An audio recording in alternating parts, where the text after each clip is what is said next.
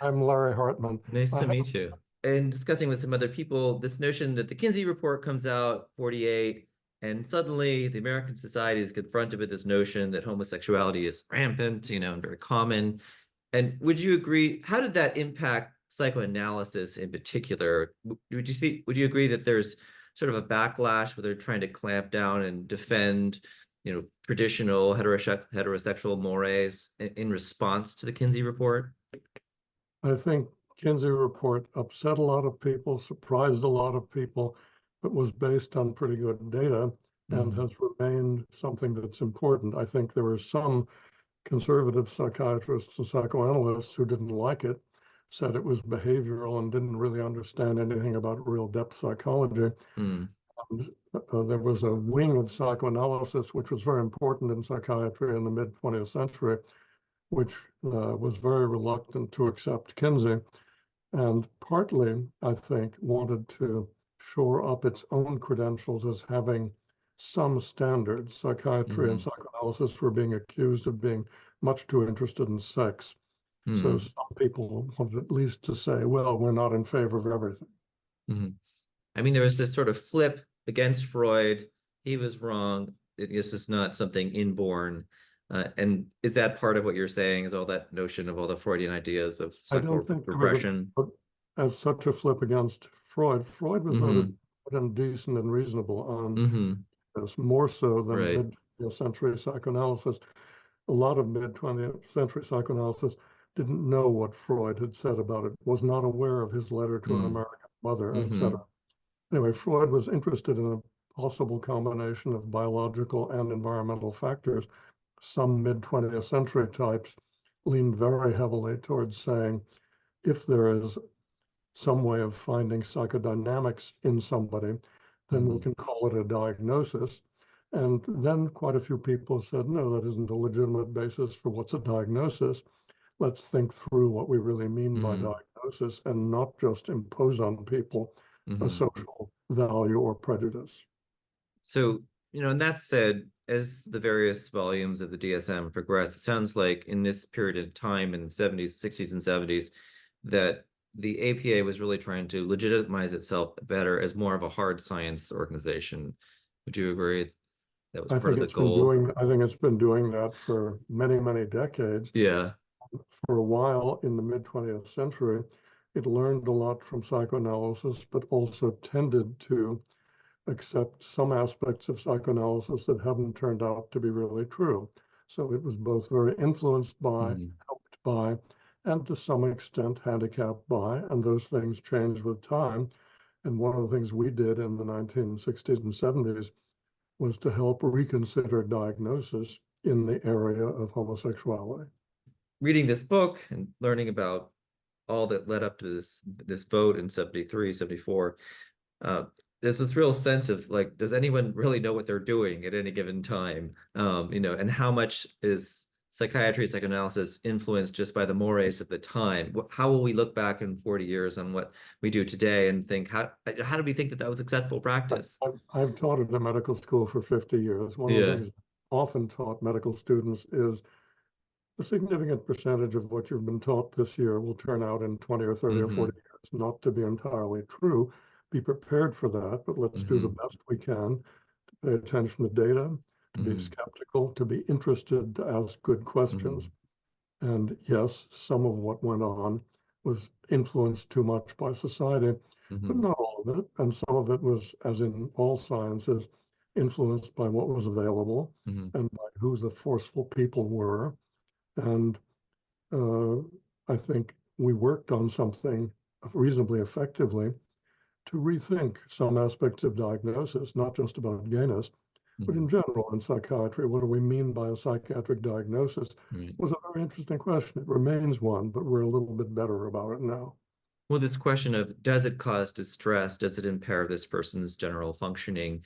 They get along with their life. What difference does it make? That sort of thing. Two factors have been Mm, considered very important. One is impaired functioning, one is yeah, subjective discomfort and pain. right. And one of the things I would add is whatever you're talking about compatible with being a good and healthy human being? Hmm. Right. So speaking of a little bit closer to the early 70s, the Mattachine Society, Stonewall happens. How did either of those two developments impact what happened with the removal of homosexuality from the APA's roster? I think what happened in the APA was influenced by many factors, and I've written about this both external to APA and within it. Mhm. I think there was the women's movement, the civil rights movement, and the anti-Vietnam War movement all influenced many of us to think society can change and we may be able to help the change. Some people began reading the literature about animals and about other tribes, anthropology, ethology, biology, and learning something more about sexuality across the board. That was interesting as an addition to what was learned from human beings. A lot of data contributed to the idea that maybe it was possible to rethink. And one of the things that was being done, not just in sexuality, was to move more toward measurable behavioral, historic data that could be reproducible and agreed upon by several people rather than depth interpretation of one person with one patient. Right. Both are valuable, but analysis was more reliant on the individual case history, the individual interpretation. Well, sounds like you want to be more empirical, less philosophical, if you will. More generalizable, reproducible, reliant on data. And that was a shift well outside of the range of sexuality. Psychiatry became more of, and DSM became more of reproducible, measurable, rather than a psychoanalytic interpretable thing. So you get into, I guess, 1970, the APA meeting in San Francisco. There's a big ruckus, lots of protesting, There were heckling, several right? big ruckuses and very productive ruckuses. And that was part of what happened. There were some productive ruckuses. There were some people who disrupted meetings and called people bad names and said you're harming people by aversion therapy, as was probably true, but it was still an odd way of doing it. Then there was a small symposium where a colleague of mine, whom I did not meet for another 10 or 15 years because he remained in the closet after this, wore a mask at an APA meeting and announced in a mask with a disguised voice, I am a homosexual and I'm a psychiatrist. That was a very effective piece of theater.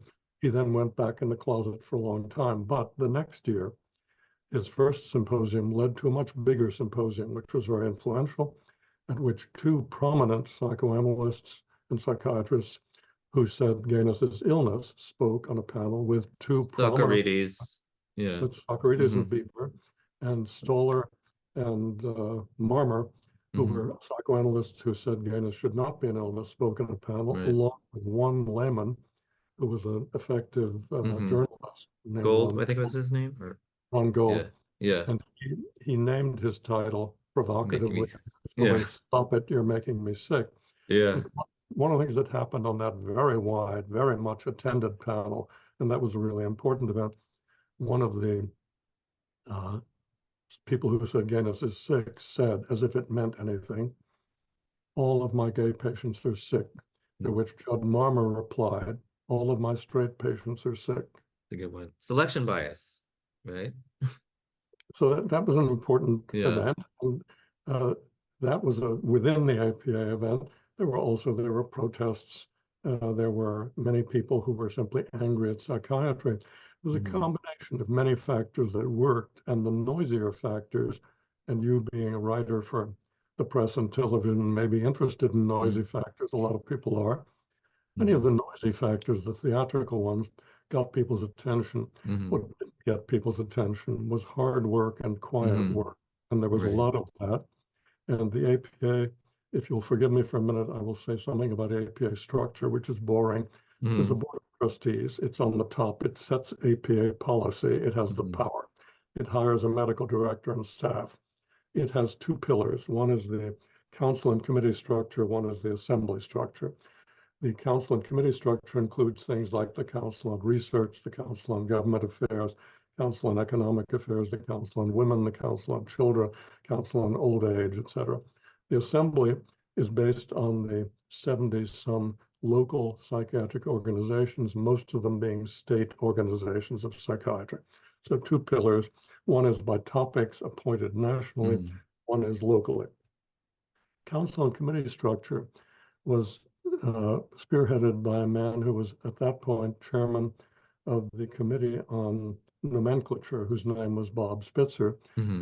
He, straight, was interested in the fact that there might be such a thing as a gay psychiatrist. He'd never imagined it. And he gradually was educated over 71, 72, 73.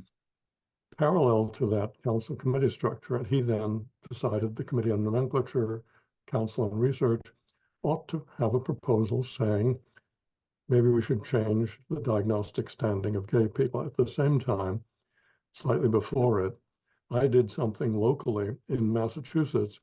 I ran a committee called the Social Issues Committee. We dealt with women's issues, children's issues, poverty issues, drug issues, gay issues. I asked the only person I knew who was an open American psychiatrist who was gay, whose name was Richard Pillard, to write something with me. And we wrote a position paper for my Social Issues Committee saying that gayness didn't fit the good criterion of mental illness. We discussed the criteria of mental illness, and we proposed that gayness be removed from the diagnostic manual and be given, gay people were given full civil rights. That I modified somewhat for the committee. The committee passed it, the Mass Psychiatric passed it.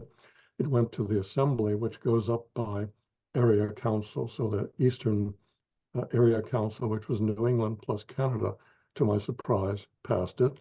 Went to the whole assembly, which was usually a rather conservative arm of the assembly of the APA, which underrepresented cities and academic centers. The assembly passed it in the fall of 73. That was very useful. I had sent a copy of what we were doing to Bob Spitzer. He built that into his thinking with the Council on Nomenclature. So in the fall of 73, the APA board was faced with support from both the council and committee structure, which said, change it, gayness should not be an illness, and the conservative assembly structure, which said, change it, gayness shouldn't be an illness. And in December of 73, the board voted 13-0, gayness should not be considered an illness. Some conservatives didn't like that. As you know, we allowed petitions and what's the word I want for widespread consensus, or asking for a popular vote on something. Referendum or referendum. We had a yeah. we allowed referenda, and so some conservatives who were also conservative psychoanalysts, leaders, got a lot of signatures together, got a petition. Right. So that was Socarides was behind that, especially. He was the head of it. They petitioned, and the petition got enough signatures, was voted on, and was defeated. So in spring of 74, the decisive vote by the board in 1973 was upheld by a significant margin. You may not think that whatever it was, 56% is significant, but just 58, about 40%, 60%. So anything between 40 and 60 was where things ended. And by a significant margin, the APA membership upheld what their board of trustees, committee system, and assembly had done. So you really convinced people. It wasn't just a matter of like, this is the right thing to do, and the activists demand it, but you were very empirical yourself. You proved your case, it sounds like. It took some work. It took some thoughtfulness. It took some people looking at the history of psychiatry, at the history of diagnosis, and it took some persuading. And sometimes science and politics can cooperate. If you've got a big psychiatric organization, and at the time, the APA was by far the biggest and most influential psychiatric organization on earth, it takes some work to move a big organization. And I was part of that work, and we had good luck, and we succeeded.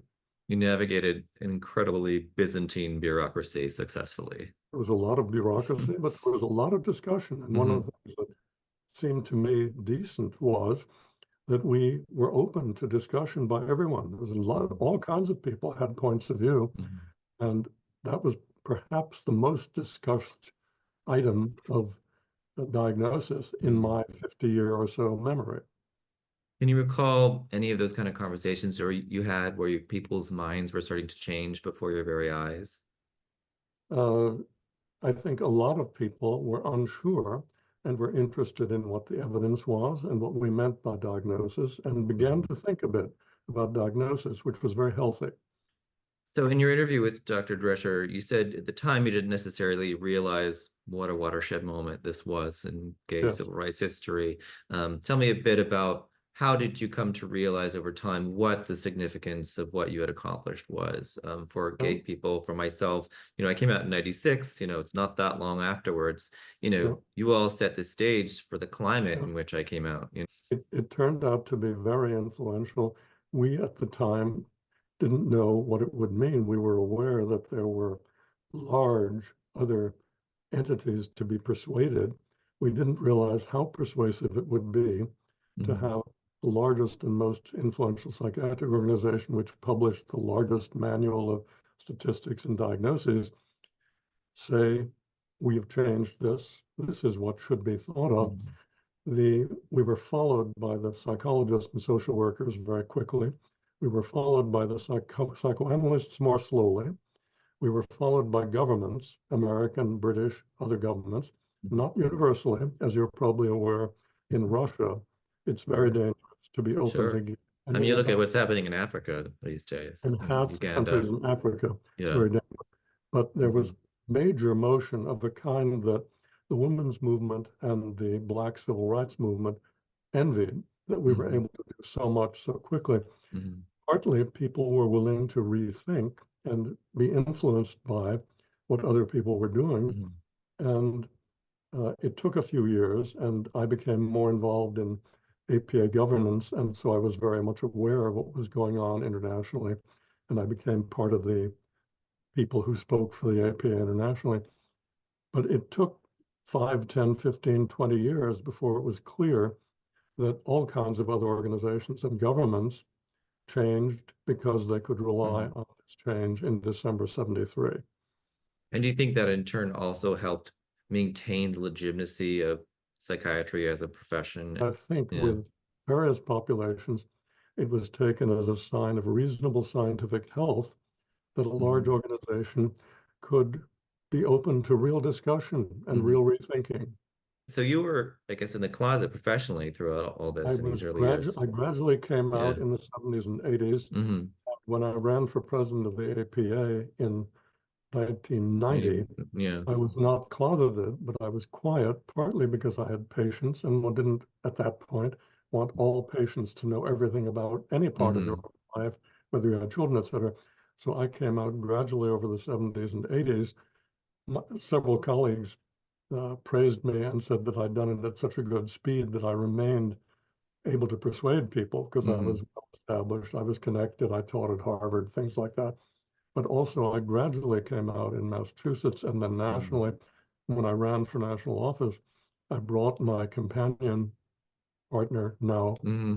partner, to an APA leaders meeting because I thought if I ran for APA president, I had to have the whole APA leadership know that I was gay and living with Hmm. somebody.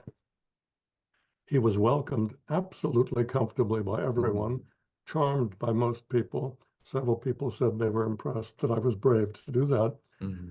Partly, I was interested in social issues, including gayness, and was not known as somebody who only had one issue. How did that affect your own sense of self, of your own sexuality, to have this change in the nomenclature?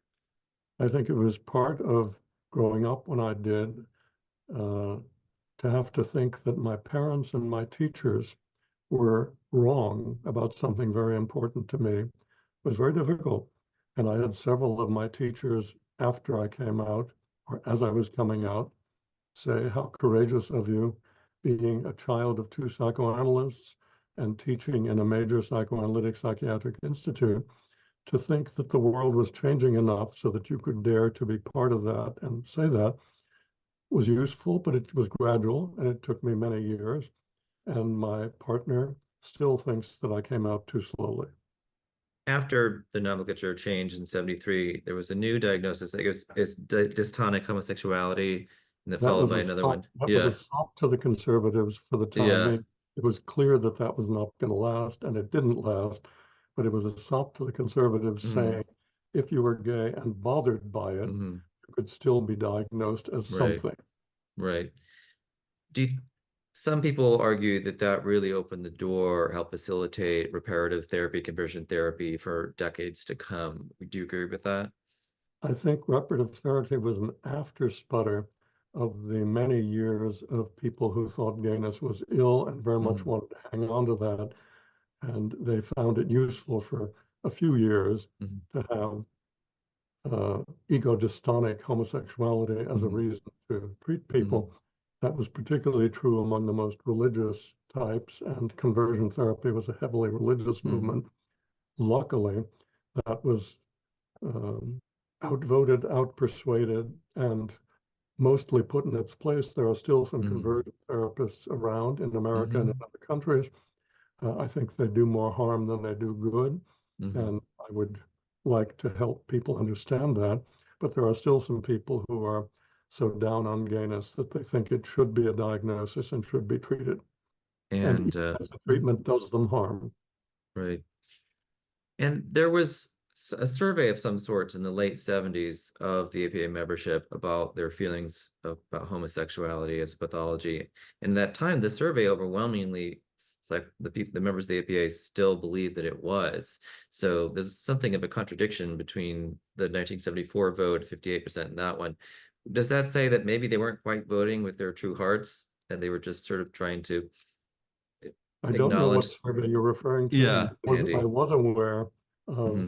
several surveys of psychiatrists in the 70s and 80s that gradually came more and more around to the 73 Hmm. position. Hmm. Spitzer did something odd. Spitzer, who was another pillar of the APA Hmm. and came out with the Committee on Nomenclature and Council on Research saying gayness shouldn't be an illness. 20 years later, wrote uh, an article saying that some gay people could be cured. Hmm. Based that on a survey, not of gay people, but of gay people referred by other people and referred by uh, reparative therapists, Hmm. all of whom had a great deal of impetus to tell Spitzer that they thought they had been gay and they thought Right, it was not a random survey. It was a right. very bad study, but it muddied the field badly for a few years. What do you feel that the core of the APA membership genuinely felt about homosexuality as pathology in I think 74? about two-thirds was clearly on our side. Hmm. More and more came to be on our side in the next 10, 20, Hmm. 30 years. I think And December 73 was a thoughtful vote by many hmm. APA leaders. The referendum was a support of that vote by the whole membership. And in the next 10, 20, 30 years, the membership learned more about the issues Hmm. and came to support the December 73 vote more and more. In the larger culture, be it in your patients or other gay people that you've known out in the world, how do you think this vote in 73, 74 has impacted their sense of selves and their lives? I think it has helped an enormous number of people's self-esteem. I think it has helped them face real problems in their life, including psychiatric problems. I think it has helped them fight for justice in other realms. I think there are some people who came around and became thoughtful about what other things are unfair. I think it has had a mixed relevance to the present very lively and argumentative field of sexual identity, Gender identity, you mean? gender identity. Yeah. Yes. It's a different thing from gayness, although it Hmm. overlaps somewhat. That is confusing the field somewhat at the moment and Hmm. is needing a lot of work in its own right. And we Hmm. don't understand it fully yet. It'll take Right. a while to understand it. It's not the same thing as gayness, but it has Hmm. certainly been provoked a bit Hmm. by having the thought that if gayness can be thought to be non-pathological, maybe my feeling that I really belong to the sex other than Hmm. my birth body is also worth thinking Hmm. about. So that stirs up a lot of emotion at this point. Right. I don't think it's the same argument, but it's one of the things that has probably been stimulated somewhat by the APA's 73 decision. For sure. I mean, you see the shift from gender identity disorder, I believe that was 1980, to, I think, 2013, shifting to gender dysphoria.